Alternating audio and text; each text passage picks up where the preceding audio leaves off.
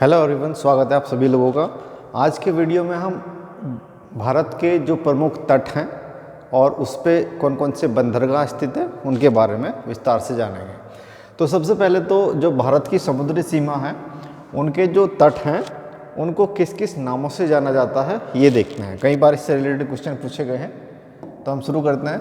जो गुजरात से लेके गोवा तक का जो तट है उसको जाना जाता है कोंकण तट के नाम से।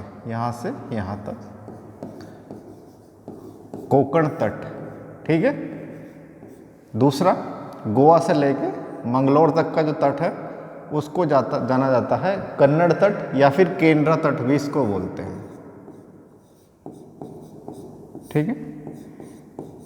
इसके बाद मंगलोर से लेके कन्याकुमारी तक का जो तट है उसको जाना जाता है मालाबार तट के नाम से,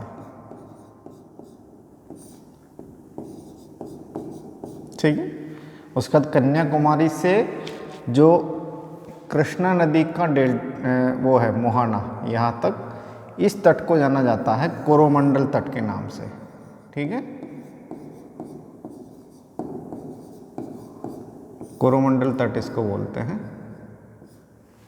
उसके बाद जो कृष्णा नदी से गोदावरी नदी के बीच का क्षेत्र है, ये गोदावरी हो गई, ये कृष्णा हो गई, इसको हम कहते हैं गोलकुंडा तट, ठीक है।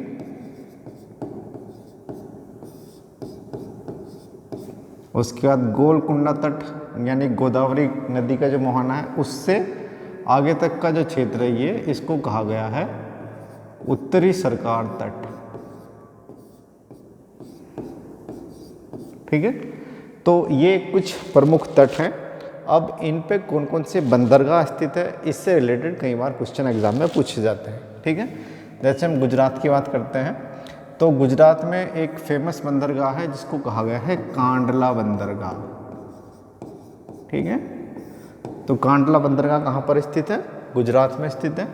इसके बारे में एक दो चीज़ें और पूछी जाती है कि ये किस टाइप का बंदरगाह है। तो सबसे पहला तो ये जवारीय बंदरगाह है, ठीक है।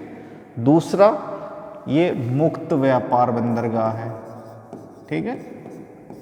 भारत का मुक्त व्यापार बंदरगाह है, ठीक है, कांडला बंदरगाह जो कि गुजरात में स्थित है। उसके बाद हम आते हैं मुंबई, ठीक है। तो मुंबई बंदरगाह मुंबई के नाम से ही है ये, जो कि हमारा कोंकण तट पर आता है, ठीक है। इस मुंबई बंदरगाह में विशेषता इसकी ये है कि ये भारत का सबसे बड़ा बंदरगाह है। जितने भी बंदरगाह भारत में हैं उनमें सबसे बड़ा बंदरगाह है, ठीक है। उसके बाद हम बात करते हैं महाराष्ट्र में एक और बंदरगाह है जिसको कहा गया है नहावासोवा, ठीक है। नहावासोवा बंदरगाह इसको कहा गया है, ठीक है। ये भी हमारा कोंकण तट पर ही आता है, जिसका वर्तमान जो नाम है वो है जवाहरलाल नेहरू पोर्ट, ठीक है। जवाहरलाल नेहरू पोर्ट इसका नाम कर दिया गया है, ठीक है।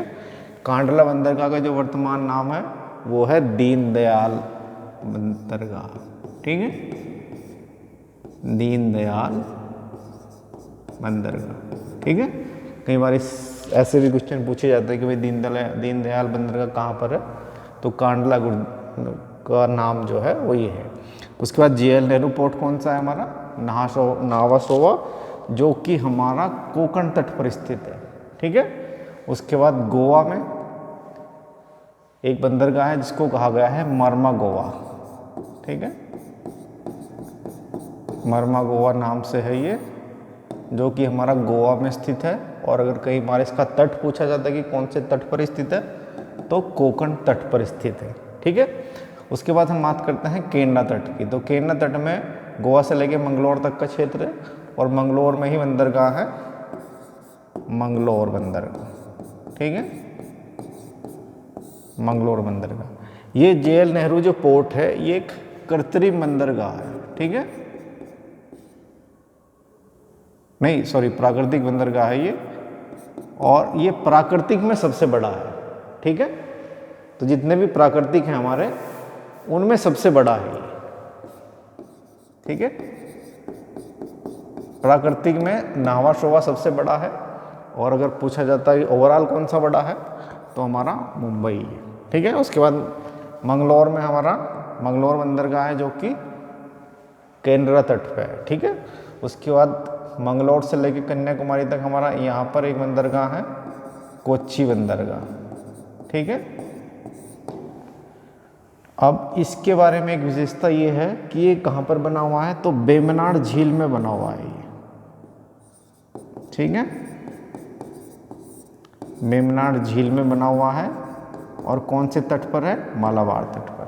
ठीक है, तो ये हमारे इधर जो अरब सागर है उसमें लगते हुए बंदरगाह थे। अब हम बात करते हैं बंगाल की खाड़ी में जो बंदरगाह है, तो कन्याकुमारी से हमारा जो ये है कृष्णा नदी का तट, इसको कहा गया है कोरोमंडल तट। और चेन्नई में 3 बंदरगाह हैं हमारे, एक है तमिलनाडु में एक है हमारा चेन्नई बंदरगाह, दूसरा है एन्नौर और तुतीकोरिन। ठीक है, तो ये 3 बंदरगाह हमारे तमिलनाडु में है, तुतीकोरिन, एन्नौर और चेन्नई। ठीक है, तो चेन्नई के बारे में एक विशेषता है कि चेन्नई किस टाइप का बंदरगाह है हमारा, चेन्नई हमारा सबसे प्राचीन बंदरगाह है। ठीक है, तो सबसे प्राचीन बंदरगाह कौन सा है, चेन्नई। ठीक है, और एन्नौर बंदरगाह की विशेषता ये है कि सबसे पहले कंप्यूटराइज जो बंदरगाह हुआ है, ठीक है, वो हमारा एन्नौर बंदरगाह हुआ है। ठीक है, उसके बाद तो कोरोमंडल तट के थे ये चेन्नई बंदरगाह, एन्नौर और तुतीकोरिन। उसके बाद हम बात करते हैं गोलकुंडा तट की। ठीक है, तो गोलकुंडा तट पे हमारा फेमस बंदरगाह है विशाखापत्तनम। ठीक है, विशाखापत्तनम बंदरगाह जो कि भारत के सभी बंदरगाहों में सबसे गहरा है।